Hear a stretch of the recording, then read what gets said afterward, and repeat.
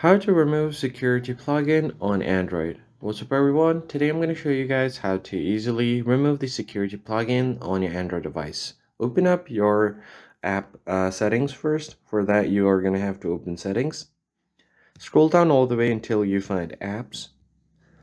And from here you can just go ahead and search for the security plugin or any of the app that's causing the issue.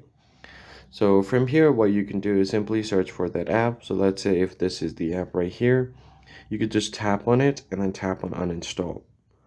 Now, once you have uninstalled the application, you can go back. And then from here, you're going to have to find your privacy settings. So head over to security and privacy. From here, scroll down and find more security settings. And you're going to have to find something called device admin apps. Tap on it. And if any of these apps are turned on like this, you just want to make sure to turn it off.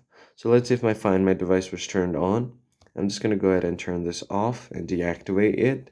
And restart your phone once and your security plugins on Android should be removed. That is it for this video guys. I hope it was helpful. I'll catch you on the next one.